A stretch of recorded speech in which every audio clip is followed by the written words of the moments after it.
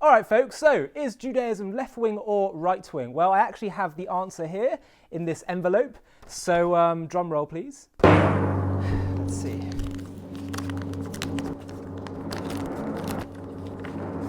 Okay, here we go. And the answer is, it's complicated. So the truth is, this is actually the case. It is complicated. Now, when we ask, is Judaism more left-wing or right-wing? I'm talking about the kind of questions about governing society that the left and the right are constantly fighting over, i.e., is Judaism more in favour of state control or individual liberty? Is it in favour of higher taxes or lower taxes? These are battles that are dominating politics today and have done for a very long time. Now, I have to say, I find it exceptionally irritating when people of certain political persuasions project their own political ideology onto their religion as if they are entirely one and the same. This, in my view, is a hijacking and abuse of religion. But nonetheless, I do think the Torah points us towards a fascinating viewpoint about political ideologies that I'd love to share with you. In seeking an answer to this question, I wanted to share with you an idea that is discussed by some Torah commentaries and was first brought to my attention by JTV regular Rabbi Zobin.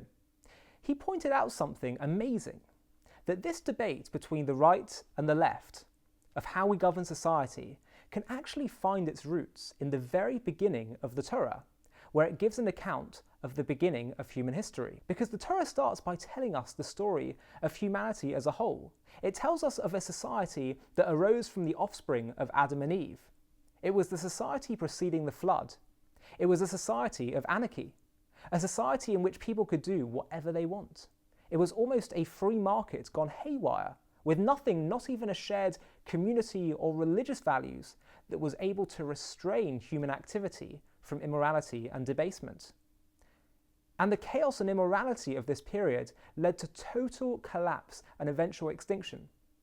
And then, immediately after the story of the flood, the Bible contrasts this small or almost no government society with its exact opposite, a big government, centralized, state-controlled, central planned society, with the story of the Tower of Babel. The Torah tells us that the people spoke with one voice, in one language, and they were acting all in unison towards a shared goal, whether they wanted to or not. The Midrash, the Torah commentary, tells us that the people were aggrieved when a brick was lost in the process of building the tower, but not when a human being died in the process. In this state-controlled society, people were expendable, but the big utopian vision for humanity was not. And so too in this case, God had to do something, and so he divided the people into different languages and dispersed them, thereby insisting that they develop differences between one another and thus attain some level of individuality. So remarkably, at the very, very beginning of the Torah, we already have described before us two models of society, two ideologies that are still at loggerheads with each other to this day, perhaps in more moderate forms, but still defining the political battles of our time. So now what? Which society is preferable? It seems it didn't work out for either of them, so what happens next? What does the Torah have to say? Well, immediately after the story of the Tower of Babel, and the Torah's focus on society as a whole, we suddenly zoom in to the story of just one man, Abraham, and his own personal journey of trying to make the world a better place. And he does this not on a grand global level, but within his immediate vicinity, within the world around him. The Torah documents the personal trials and tribulations of Abraham and his descendants, matters that you and I deal with, family disagreements, jealousy, monetary battles, marriage issues, infertility, bereavement. And indeed, the rest of the book of Genesis is a story of one family and all the intricacies and difficulties of family life, and life as an individual. And it's here that God's new plan for humanity actually emerges. Instead of a top-down approach focusing on society as a whole, instead the Torah shifts to a bottom-up approach, where God creates a covenant with one righteous person who builds one family that will eventually form one nation. And this nation will eventually go on to receive a set of laws that is far more focused on the intricacies of human individual action on a day-to-day basis than on grand political schemes. From the turning point of the Tower of Babel story, the Torah suddenly becomes far more focused on morality at an individual level, between family member to family member, neighbour to neighbour, between friends to friends, person to person, and far less focused on big political programs and structures. It's almost as if the Torah is relatively unconcerned with the big political and societal structures, and whether it's more centralised or more libertarian. It's as if the Torah is telling us that while big grand projects may have great intentions and may seem wonderful, the deeper work of transforming our world for the good is by all individuals taking responsibility for their neighbour. Just in those small acts of daily interactions with other human beings.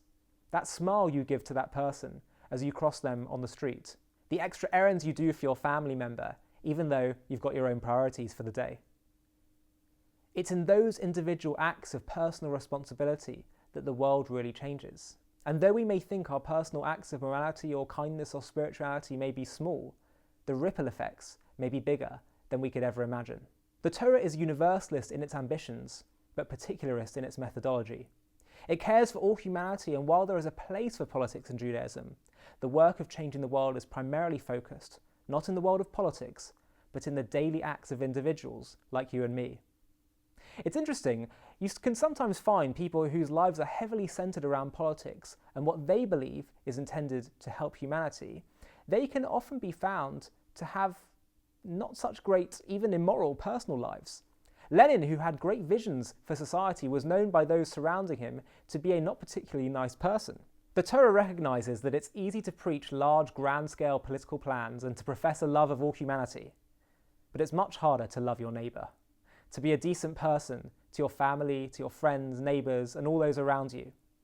And it's not to say that politics doesn't have its place, of course it does, but in Judaism, the real work of changing the world starts at home.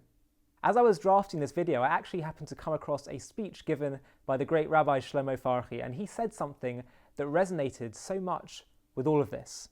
He said, quote, "Small people only try and do great things, but it is only great people who understand the value of doing small things."